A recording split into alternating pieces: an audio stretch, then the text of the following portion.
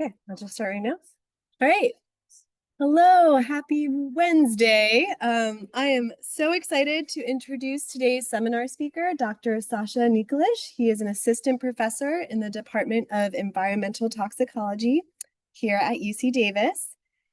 Sasha earned his PhD in protein biochemistry from the University of Cologne in Germany, and then went on to complete his postdoctoral research across a broad range of disciplines, including experimental physics, marine biomaterials, and most recently, molecular toxicology at Scripps Institute of Oceanography. His research focuses on the molecular mechanisms underlying pollutant and drug bioaccumulation in organisms. Specifically, his lab investigates how environmental chemicals and pharmaceuticals can enter, build up in cells, even despite the presence of cellular defense systems, such as drug transport proteins that are meant to recognize and expel these foreign substances.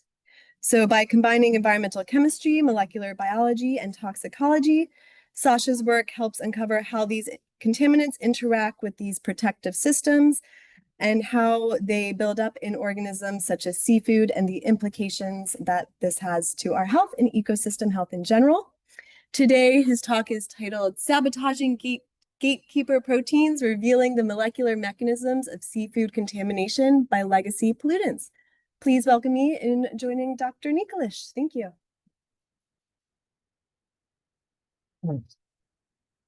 Thank you so much for the kind introduction. And I'm sorry, I just found out that I gave everyone a wrong title.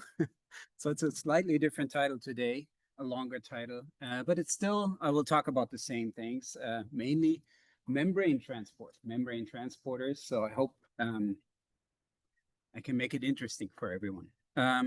So on the first slide here, what I typically do is, and I'm sorry, I might move around a little bit if people say that it's not loud enough. So first slide, I just typically always want to thank my lab. So you can see here on the right-hand side is typically, this is the lab that we have right now, the people that are involved.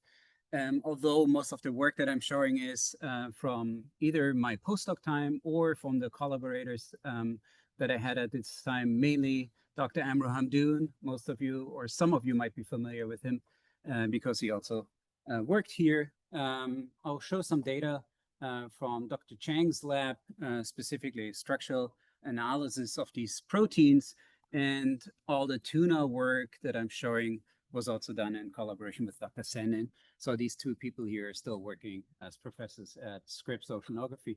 And then at the very end, I always think we had a little bit of funding from a supplemental grant, NIH, Hellman Award, and the Waite Foundation, who funded the tuna project. Okay, some of you know me, but I thought it might be worth giving a brief introduction, just what our lab is doing, what we're all about at UC Davis. Let's try this. There we go. Okay, so we have different types of techniques or methods and directions that we're going, and I'm trying to summarize this here in this lab, the different lines of research. So we are investigating what Christina already mentioned, cellular and molecular basis for chemical bioaccumulation. And what we're mainly doing is we're studying transport proteins, membrane transporters. And what we do is we apply analytical chemistry because we first want to know what is there, how many pollutants, how many chemicals can we find in organisms. And I will show a little bit of data on that today. My background is a protein biochemist, as you heard already. So I'm really interested in understanding how do these chemicals interact with membrane proteins, with proteins in the membrane that transport these chemicals or should transport these chemicals. And then also, hopefully I have some time at the very end showing a little bit what we're doing in the bioinformatics field, trying to predict the information that is already available in the internet, but also the information that we're feeding in with these analytical chemistry and the protein biochemistry that we're doing in my lab, to hopefully be able to predict chemical accumulation in organisms in the future. The main questions that we have in the lab, so I mentioned this already, we're very interested in understanding the cellular and the molecular basis for chemical accumulation, or you can also reframe it as a overarching research question. How does membrane transport determine the fate of environmental chemicals in living systems? That's pretty much what we are all about. Fundamentally, we're interested in if we can identify universal patterns or principles that govern chemical movement across these membranes. And in the applied science field, we would like to, as I mentioned already, be able to eventually predict what chemicals can accumulate, how many chemicals or how much of these chemicals can accumulate in organisms, and possibly even cause toxicity in these organisms or in other organisms along the food web. All right, so how do we do this? We have different model systems in the lab, and that actually goes back here, the first part, or the two different model systems that I work on, back to my postdoc time at Scripps Oceanography. So I was a postdoc there for almost 7 years. I worked there with yellowfin tuna, that is what I mentioned already in the title, and then also a little bit with mouse proteins. So mainly I'm working with the proteins of these organisms. And then since I joined UC Davis in 2018, I was able to add 2 more model systems here to our portfolio, honeybees. So we are also studying these proteins in honeybees now, and then also in human cell lines.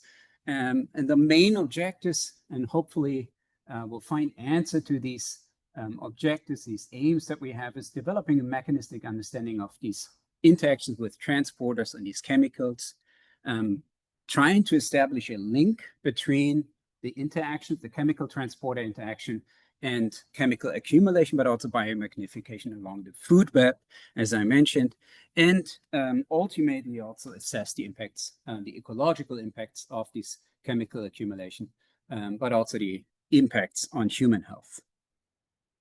All right, so this is pretty much a summary of my lab, what my lab is studying. And of course, for the sake of time, I can only focus on one model system and study, but I would like to show you, given the location where we're at here, what we have done in the past and also currently using yellowfin tuna as a model system. Yeah, so I'm studying membrane transport in yellowfin tuna.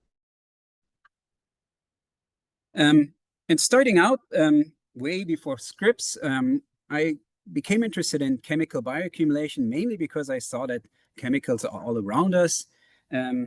So these are actually pictures that I took when I visited San Francisco Bay early on, or those of you who are familiar with it, you can see warning signs here, what fish and what shellfish we can eat and what not, how much mercury is in fish, etc. Also here in tuna. So this is actually what I'm encountering in Trader Joe's, right? Like, so signs that we are still finding in our daily life. And the question that I had actually as a postdoc already was like, why? Like, why do we find all these chemicals in our food, in our fish and seafoods, but also in other food products? And I was not the only one, of course, interested in that. I actually dug a little bit more into the internet and did some research, and I saw that actually the CDC is actually monitoring these chemicals that we can find in our food sources that also end up in humans eventually for a long time. The CDC, so-called Fourth National Report on Human Exposure to Environmental Chemicals, or the National Exposure Report. I'm sorry, I drank too much coffee. That has been started in the 1970s, so over 50 years ago. So for 50 years, we're already monitoring chemicals in our blood and urine levels. So we're aware of that. And I always tell this when I give lectures in my class. As a postdoc, when I started teaching the first ETOX class, I started the data, or the chemicals here were 211. And every year I give this lecture, I can actually increase this level, right? Like, we're now between 400 and 450 chemicals that are detected on a regular basis in this population, approximately 5,000 people from the United States, across the United States, where blood and urine levels are measured. And And my previous advisor, Amro, he always makes this joke. Like he said, if I draw blood now from every single one of you here in the audience, I'm sure I can find at least some of these chemicals in your blood right now. Yeah. So it wasn't a new problem. We already knew about these chemicals, but still the question for me was why later on, like some of you might be familiar with the famous food basket surveys from Arnold Schechter. He brought out a couple of these publications showing that this is not only the case for fish. So he tried to measure chemical contaminants in our food, like in dairy products and meat and fish, of course, as well, vegetables, fruits, and dairy products, as I mentioned. And you can see here, what he came up always was a daily dietary intake, an estimate of how much of these chemicals are we actually taking up based on our diets. And you can see here, DDTs were high levels. This is a 2010 publication, but also other pesticides and industrial chemicals. One thing that also was interesting in most of his reports, he refers to that fish for certain types of chemicals, PCBs and specifically, were most highly contaminated with these compounds across all different food products. Yeah? So we had fish, again, like one of the most contaminated in certain, for certain types of industrial chemicals, but also pesticides. And so for me, that was still a question. Why, as a biochemist, I was puzzled, or I was surprised, because going back to Biochemistry 101, although I didn't study that ever, I was aware that actually our bodies have a defense system similar to the immune system which helps us defend our bodies against like viruses or bacteria, etc. We also have, of course, a defense system in our bodies that helps us getting rid of chemicals or xenobiotics, compounds, small molecules that are not supposed to be accumulating in our body and to be eliminated. This is a busy slide, but I would like to walk you through because this is what it's all about. This is what I will talk about during the whole lecture. It's the so-called cellular defense. Just briefly, how does the defense zone work? We have a typical cell, an inside and outside, inside of the cell, or you can call this even in the gut, for example, the lumen of your gut, and then the inside of your body. Every xenobiotic or chemical that tries to enter the body faces different checkpoints. Number one is our transporters in your membrane, ABC transporters that can actively pump out these xenobiotics back into the lumen for direct elimination. So that's a phase zero or direct elimination. We have sensing proteins, right? Receptors, xenosensors that can activate gene expression that help to produce more of these transporters, but also other proteins, again, metabolically active proteins, CYP enzymes, GST, transferases, and again, transporters that can facilitate the elimination of these modified products. Yeah? So we have an interplay, concerted activity of direct elimination and activation through sensors, metabolism, and again, elimination. The proteins that I want to talk about today are the proteins that act on phase zero. So what we are trying to understand are the so-called first line of defense proteins, the ABC transporters that are able to detect these xenobiotic compounds and directly or immediately eliminate them out of our body.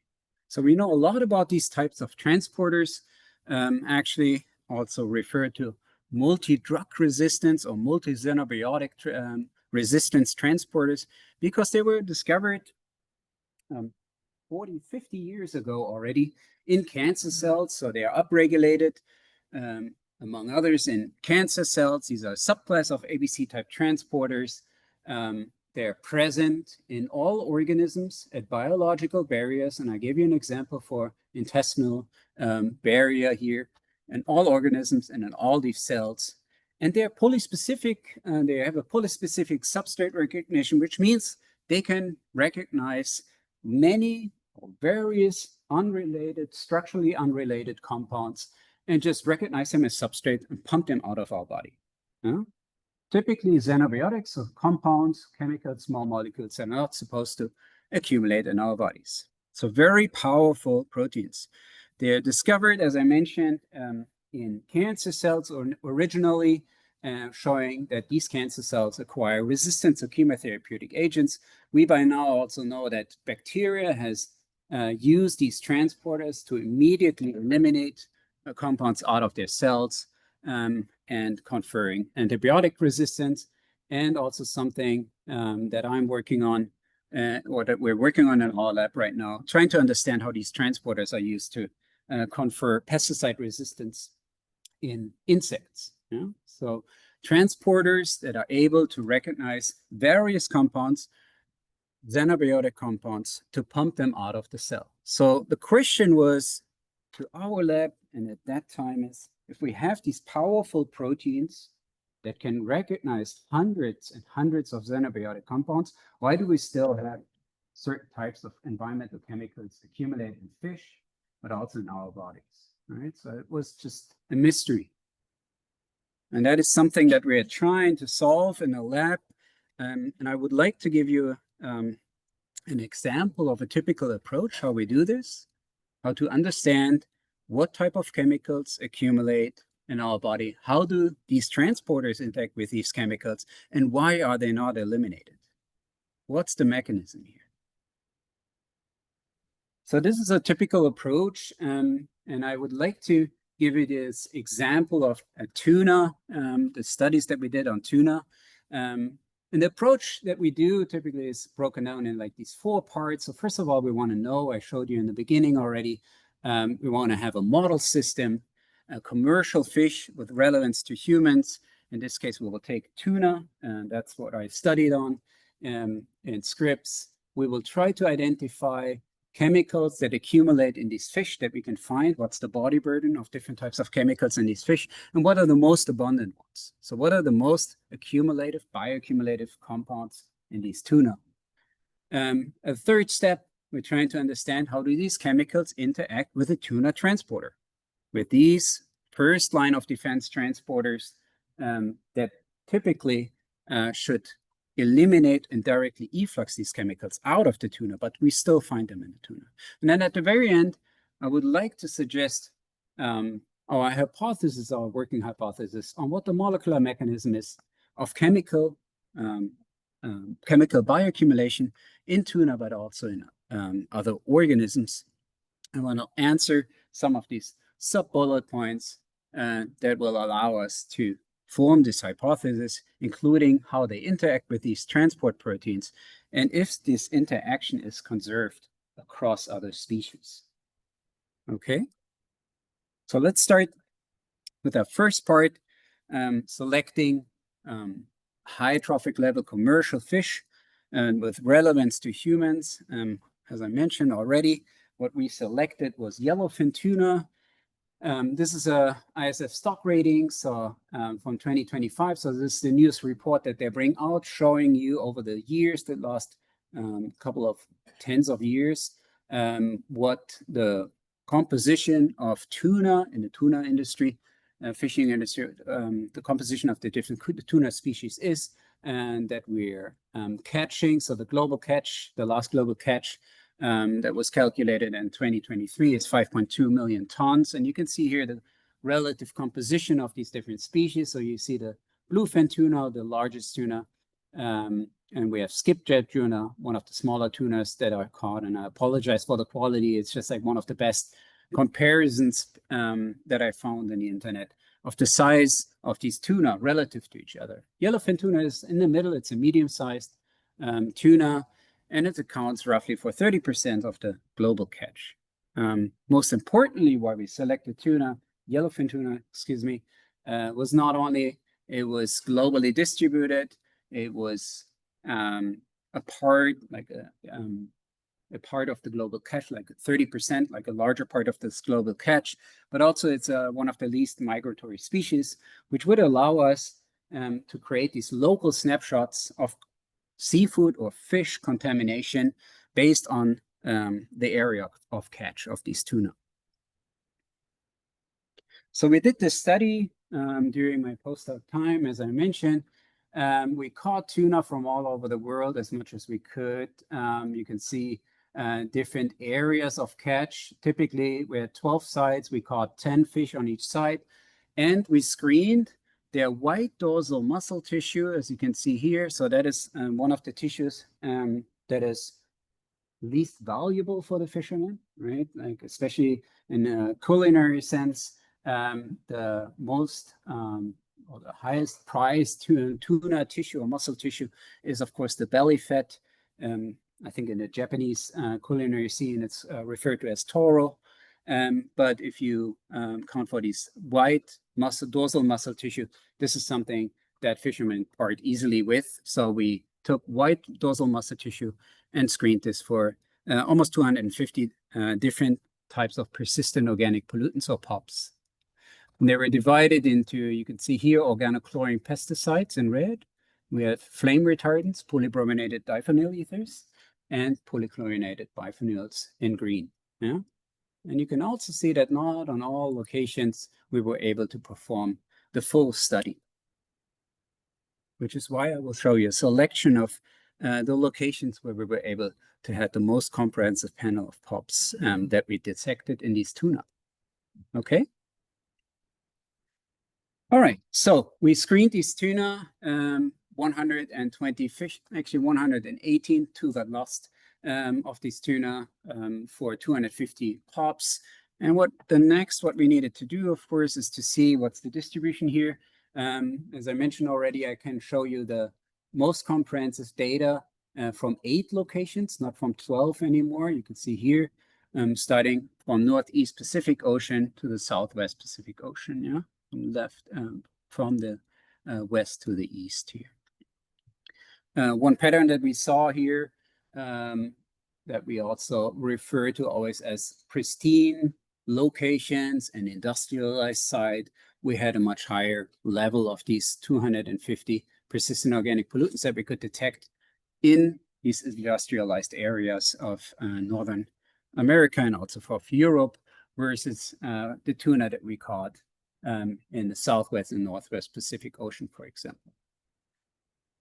As a next step, what we could do then, we looked at this data more carefully, specifically in the highest contaminated tuna. And you can stratify that data, of course, to look at the relative contribution of these different compounds that belong to either the pesticide class, the flame retardants, or the PCBs, to get a better idea of what are the major contributors of this pollution in these tuna. And based on that, on this relative contribution of these congeners or these compounds, we were then able, to select a prioritized panel of persistent organic pollutants that were highly accumulative across all the tuna that we found, okay? So these were 33, actually we had 40 compounds that we were able to measure out of the data that we received from these tuna. So 40 persistent organic pollutants. And the next step was then to take these pollutants and measure how they interact with these efflux transporters. We would like to understand if they are substrates or inhibitors. Do they block these proteins? Are they recognized as substrate? Can they be pumped out of an organism, or are they not recognized at all? So the chemical interaction with fish transporters was possible, and I'm pretty much like condensing 4 years of my postdoc time here in this little brief slide here. It took me almost 1 year to clone the tuna ABCB1 transporter out of tuna, gill tissue, and also liver tissue from the Gulf of Mexico. Sorry, you know where it is.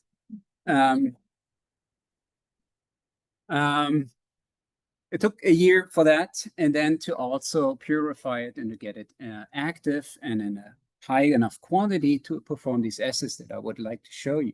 So what we can do with ABC type transporters, ATP binding cassette transporters, is we can use a so-called ATPase assay, ATPase activity assay, that allows us to perform medium throughput assays to measure the interaction of these chemicals with this transporter by using the liberation of ATP, of the phosphate from during this ATP hydrolysis process of this transporter as a proxy for the activation of this transporter. So the transporter gets activated with ATP, and literally what it does, it's like the transporter is a TIPI in the membrane, and it's an efflux transporter. So ATP, the energy is just there for opening up, creating an inverted TIPI conformation of this transporter, so it allows the efflux of a compound out of a cell. So it's just like performing TIPI, inverted TIPI conformational changes. And for this, you need cellular energy in the form of ATP. We're using ATP as our indicator for activity of the transporter. Okay, we use a sophisticated assay. Actually, we're using a dye. We don't use a commercial kit. We're just using a malachite green dye that actually in a pristine state is yellow, but when it binds a liberated phosphate during the activation process, it turns green. And how does that look like? We can use 96 well plate assays, and you can see here for a typical inhibitor. So if something inhibits activation of the transporter, we have a lot of phosphate generated. And if we inhibit phosphate generation, it turns back to yellow, and vice versa. If we have a substrate that can activate the transporter, we are developing a green dye in our assays. Okay, a very simple assay to show if a chemical that interacts with this transporter is inhibiting the transporter or stimulating the transporter. Substrate inhibitor. Okay, so that's what we did with our prioritized chemicals. And it turns out, again, a summary of probably 2 years of work, that not all of these selected, but the majority of them were inhibitors of our transporters. So this was for the first time that we recognized that pesticides, PCB, and flame retardants can act as inhibitory compounds, blocking these transporters from performing the action to pump out chemicals. We then coined this term transporter interfering compounds, or TICs. So we now, from that point on, since 2021, actually 2017, we're referring to these compounds that we can find that interact with transporters and block these transporters, TICs. TICs inhibit, block ABC transporters. And we did this not only in tuna, but the mouse protein was also readily available to me through our collaboration with the Chang Lab. So I did all these screens with mouse, with tuna, and the same compounds at the same inhibition on the same transporter. Okay. For 2 of those compounds, I would like to, we got some more data. We're very lucky. I will first talk a little bit about this flame retardant, polybrominated diphenyl ethers 100, PBDE. And then at the very end, very luckily, I snuck in 2 more slides, and I hope I have enough time. Yeah, I do. Because it's fresh data.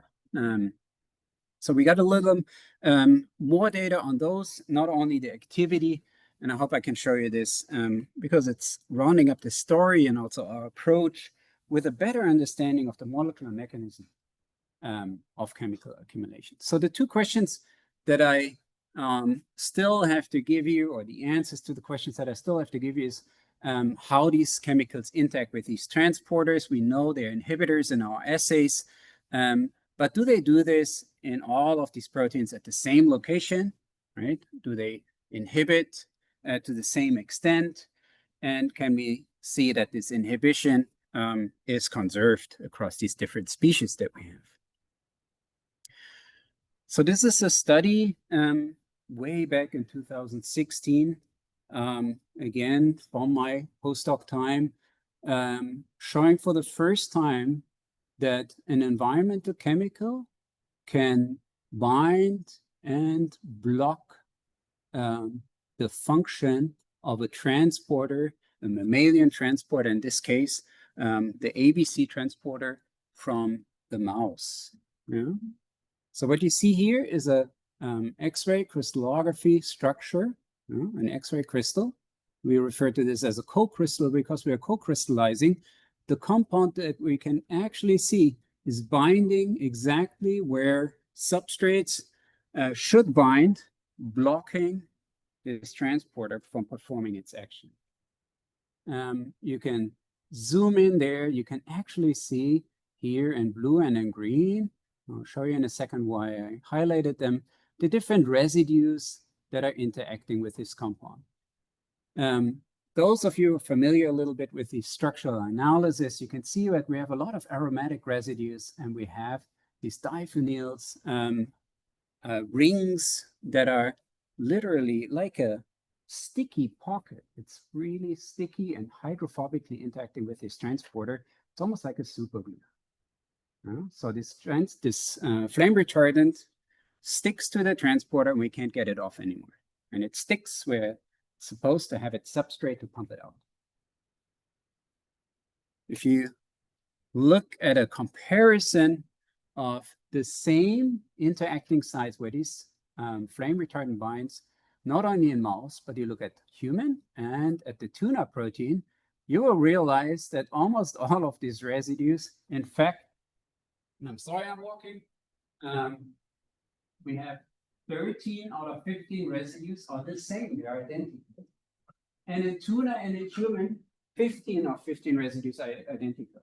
Tuna and human have the same residues where this compound is interacting, and assuming that this compound would also inhibit tuna and human proteins in the same way and in the same manner. So these residues, the binding residues, are highly conserved in mouse, in tuna, and in human. Okay. And this is the data that I wanted to show you. And I know I will go a little bit hard on the structural biology today, but it's just, it's hot out of the oven. We just got accepted yesterday. This is actually Megan Young, like graduate student in the Chang lab, did this. It's fantastic. It took only 12 years.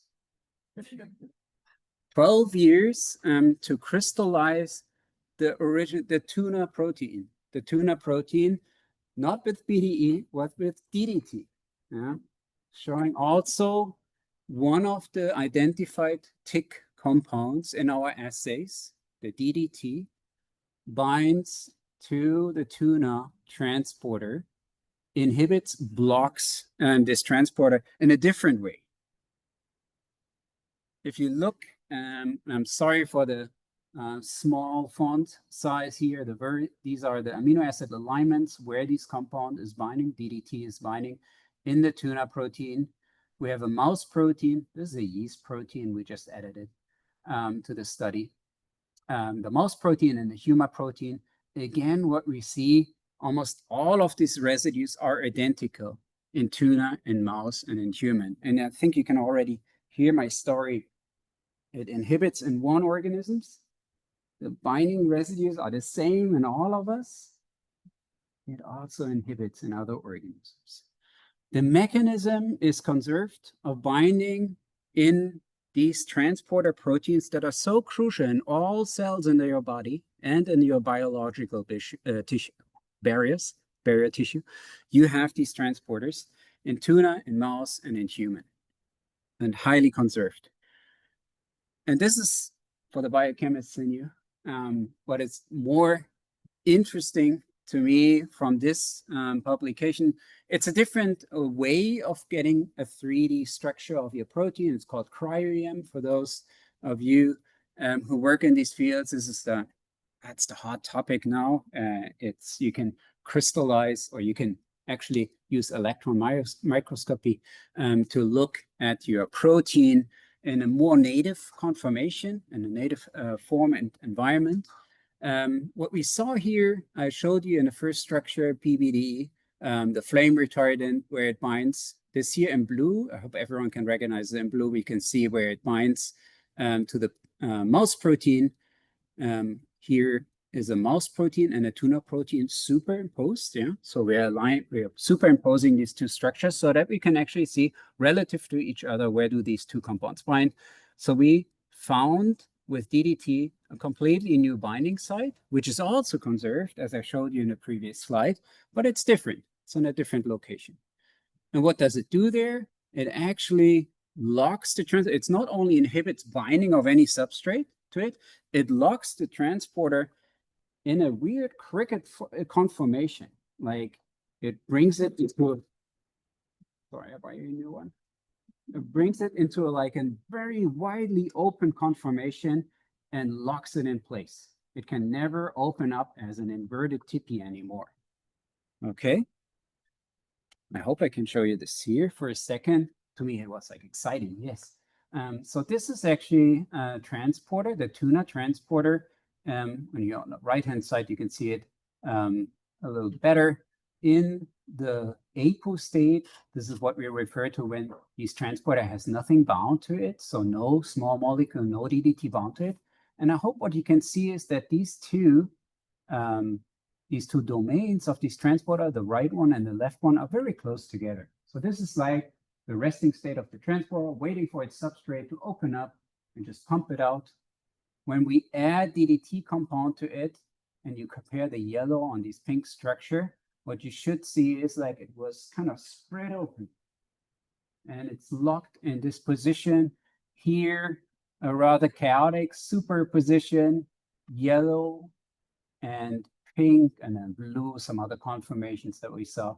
And what it should show is like, it just like opens up this protein and locks it in place, and it is not able to perform its transporter action.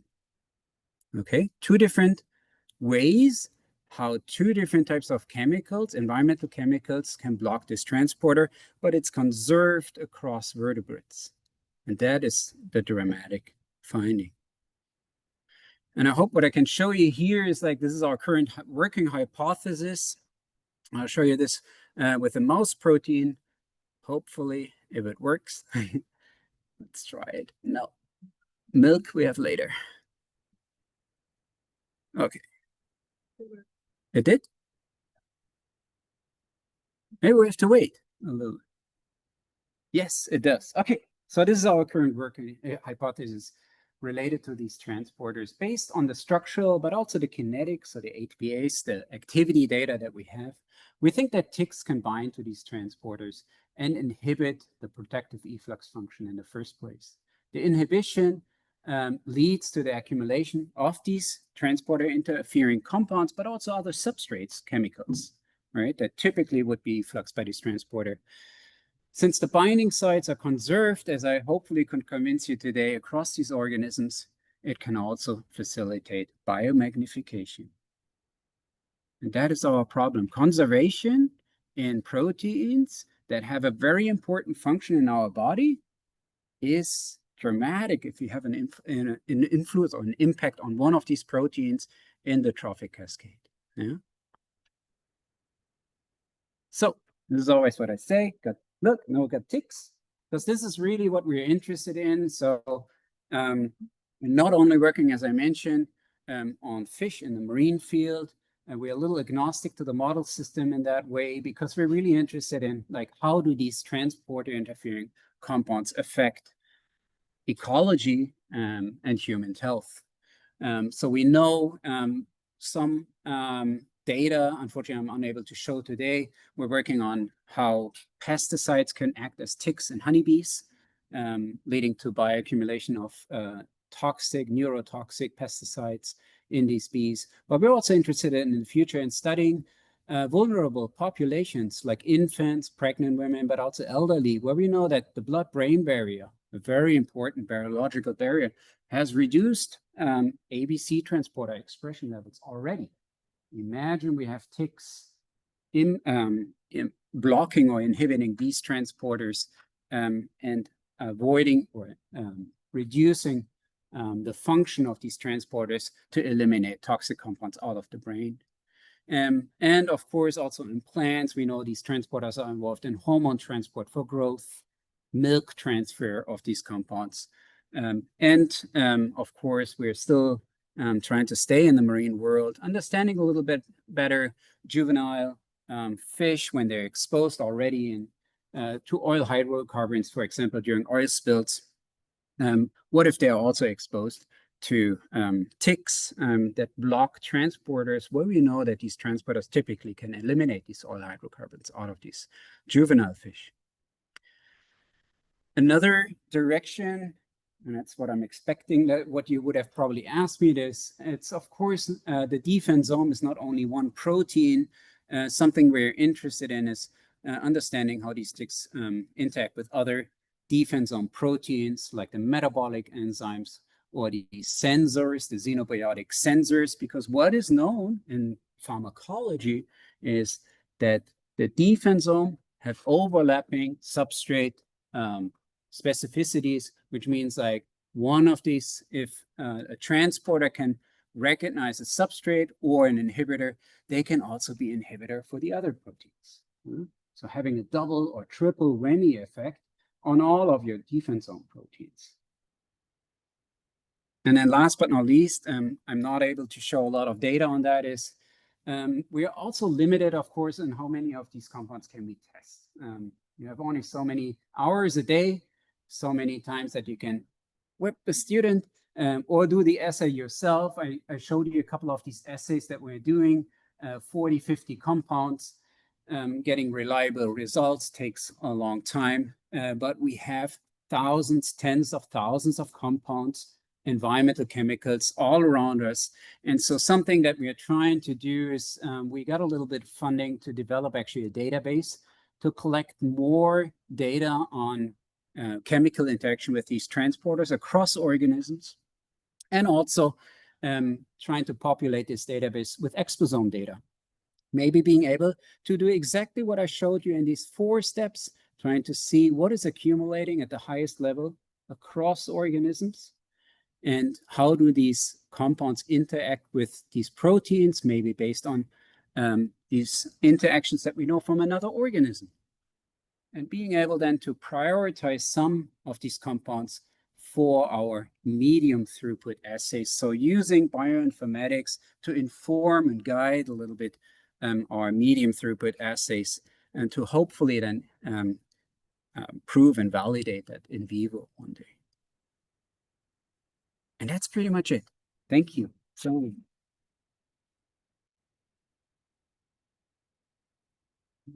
good questions to read back. say that again. Remember to stand near, like, when we be back in the audience. Okay. Yes. Does anyone, I hope it wasn't too much biochemistry or structural biology, but please ask questions. Yes.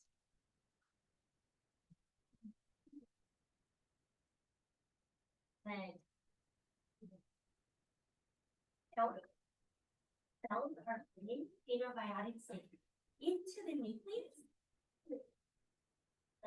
So the question is, if in the defensome, if cells are bringing small molecules into the nucleus.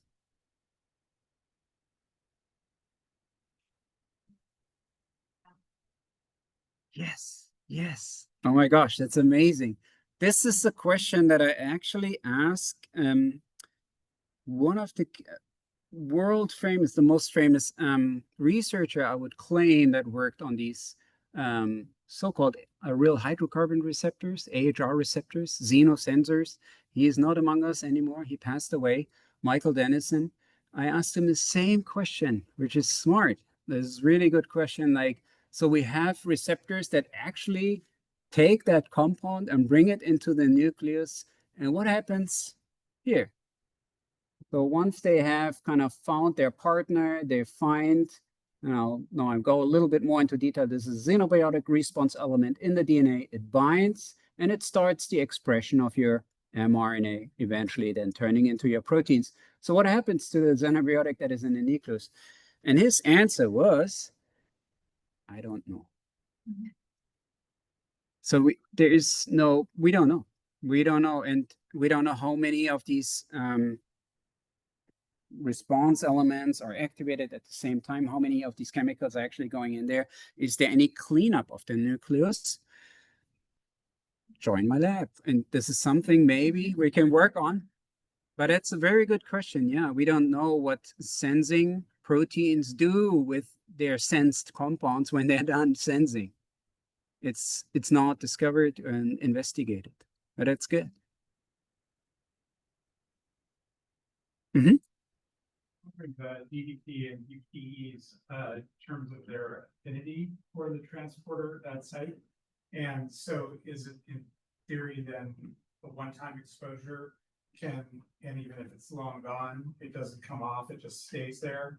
And I assume, and if that's true, then essentially are they chemosensitizers? So they're making the cell more susceptible to other kinds of toxic chemicals that would otherwise be transported out? Yes, yeah. So the question was if these compounds, DDT or BDE, bind to these transporters, correct me if I'm wrong, and block them like perpetually or forever, if they would chemosensitize the cells. Yes, that's what they're doing. That's a short answer there. Chemosensitization in the terms that cells that typically have these transporters would be able to pump out these compounds, chemicals, toxic chemicals that would accumulate. So they're keeping a balance of these chemicals that are pumped out versus the ones that can accumulate. But if you block these transporters, you would accumulate much more of these toxic chemicals. So you're sensitizing a cell towards the toxic effect at a much lower rate, lower concentration of these compounds. Yeah. So, or I give you another example. It's chemosensitization. When we talk about this in pharmacology, it is every medical or clinician, medical personnel and clinician that gives you, that administers a dose, takes transport and metabolism into account. Your bioavailable dose in your body depends on what I inject in you and what these guys do to the drug. Yeah, so if you have a transporter, the ABC transporter that I showed you here, pumping out your drug at a constant rate of 30%, just an example, yeah, then you're actually administering 30% more than you should, than what the regular dose is to get your effect of your drug to the patient, because you're taking into account, well, there's a transporter that kicks out 30%, so I better give him 30% more. What if we block this transporter? You're giving that patient 30% more of the drug. It might be 30% more bioavailable, and that might be toxic. Yeah? So you're sensitizing the cell towards accumulation of these compounds when you're blocking the transporter that might become toxic, even at a lower level. Yeah? And that is also one of the dramatic effects that we can see when we're working with these insects. So just referring back to the insect as model system, it's more amenable for us. There are 20,000 bees in a hive. If I expose in vivo 10, 20, 30 bees, they rebuild them in 2 weeks, or they reproduce them in 2 weeks. It's harder for me to work on an in vivo system with a yellowfin tuna that is 6 feet long. Catching that fish is a little harder. Working on honeybees is easier for us. And so what we see in the honeybees is like, yes, if we block transporters at a much lower concentration of a pesticide that officially is allowed by label to be applied in a beehive, becomes all of a sudden toxic to the bees, so that their mortality increases dramatically. Yeah. So we're sensitizing cells and ultimately the organism towards chemical accumulation, toxic chemical accumulation, if we block these transporters that can pump out toxic chemicals. Yeah. Good question. Yeah. This is coming from a place of not knowing anything about this, but I just have to ask, is there any solution to it? I mean, is there any going back, or is there any changing the inhibition? The solution, or something that we are trying to work out, is, of course, the development of greener chemicals, or greener, as a first step, as a short-term solution.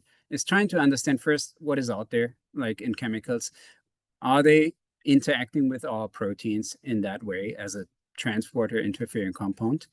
And can we develop, if we go the synthetic route, can we develop chemicals that are less inhibitory, blocking to our transporters and more readily eliminated?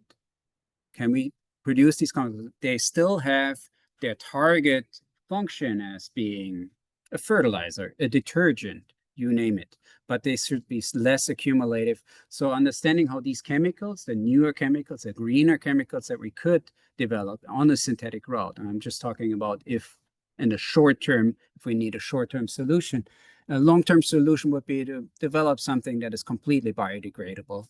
And we don't have to deal with it at all, like in the long term. But in the short term, maybe we can select based on these assays, compounds that we can still see are not blocking the transporters, are recognized, can be effluxed, eliminated from our bodies, and don't accumulate at a toxic level. Yeah. Long and short term, but it's, let me add this, unfortunately, persistent organic pollutants, POPs, have their name from because they're still there. This study, you see from 2017, we found micromolar levels of DDT. DDT, the parent compound that should actually degrade into a metabolite called DDE. We found a parent compound, which means someone is using it right next to Baja, Mexico. So we still have these compounds continuously put into the ocean. That is something we need to work on. Like, how do we stop the source of it? And we have still a lot of these compounds also, as you know, from the recent study from David Valentine, right? You see Santa Barbara, the barrels that we found where DDT is leaching out. And so we have these compounds also like constantly leaching out from such sources in this case. So that's why we were actually happy that we had this compound and a cool crystal structure with the tuna that we also bought. We caught that tuna where I got this transporter from right next to where these barrels were found. So it was really nice. But yes, so that's the short or the long answer because I talk a lot, but it's the answer to we need to find ways to stop the source of putting these chemicals, of course, into the oceans, and understand the how much is already there or unfortunately persistent and there, and we need to develop alternative chemicals based on the information that we can get from biology.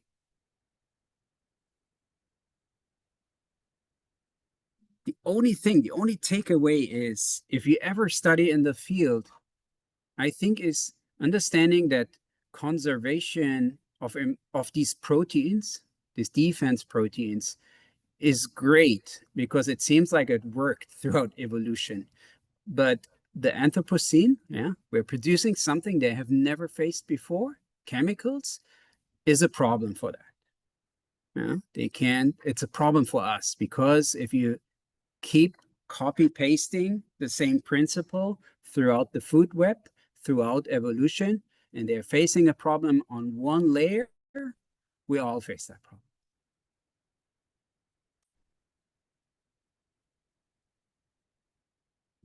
More questions? Yeah, sorry. I know from talking to you that these types of analyses are very expensive.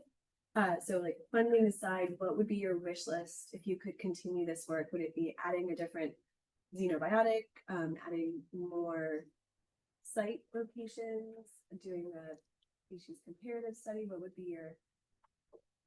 What is my wish list? What's a wish list besides funding for the next studies? Well, luckily, you saw that I'm trying to incorporate a little bit, being friendly to in silico analysis and using it to guide at least assays. So there's advancement in computational science. We now have programs that allow us actually to not do crystallography anymore, like 12 years of like a $6.7 million grants in total. Yeah, for that one structure, the very first one. It allows us to use software to model, to homology model, to do a similarity modeling to the transporters that we know from other organisms that are already there, that have been crystallized. So that would be easier to do. So in that case, I would just say, like, I need students that are interested in doing some new AI, machine learning, structural biology modeling to give us more information. Same with these transporter databases. It's not rocket science. We can all create them. We just need to learn how to read literature manually and take and extract these values and make sense out of them.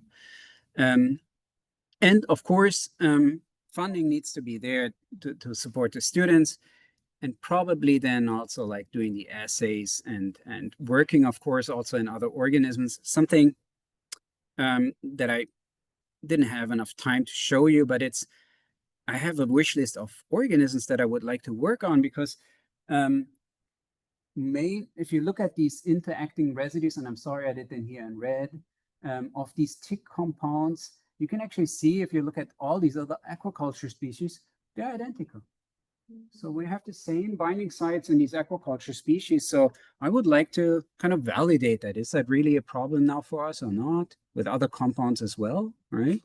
I'm not working on them right now, but this is, of course, something that I would be interested in. Looking at other fish species that are commercially important to us, that we're eating as food source, mainly because that might be a way how we can get these, unfortunately, these compounds also back into our bodies. So. Yeah. Mm-hmm.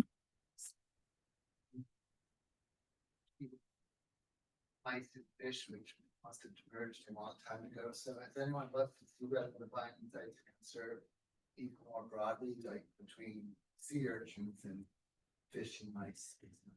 No, yes, that's something actually we should have done. Sea urchin. We added, I can tell you that we added honeybee and the varroa mite, very dramatic pest for the honeybees right now, and to this. And we have 70 to 80% identity of these binding sites as well. So there's something about these sites that we don't fully understand why they're so conserved. You're right. Like, why are these binding sites? But I haven't looked further. I didn't go into bacteria yet. I didn't go into sea urchins yet. But it is also something, yes, I would love to do, like just like some data mining here, comparing, doing some alignments, just to look at these binding sites. Now we have another binding. Like I said, we weren't allowed to talk about it, but then they gave me the okay since yesterday it was approved. So now we have a new binding site. Yeah, yes, now we can really look in all these organisms at these two binding sites to see what's going on. But yeah, so we haven't done that yet. And why they're so important. These proteins, as I mentioned, they have been discovered 50 years ago. Pharmacologists, smart people, have worked on it all over the world. We don't understand how a single protein can recognize hundreds of, maybe thousands of compounds and kick them out. But vitamin A, it would just like freely diffuse through the membrane. It would not do anything to it. It recognizes chemicals, but endogenous compounds are not recognized and POPs are not recognized. And so understanding this, how does this one protein discriminate hundreds, if not thousands of compounds, is also on my wish list, of course. If we can find in the structure maybe this perfect alignment of amino acids that makes us understand like how it selects these compounds. We don't understand. We don't even know. This is not an enzyme. And sorry, I'm adding too many things here that weren't asked, but this is not an enzyme that has one substrate and then I make one product.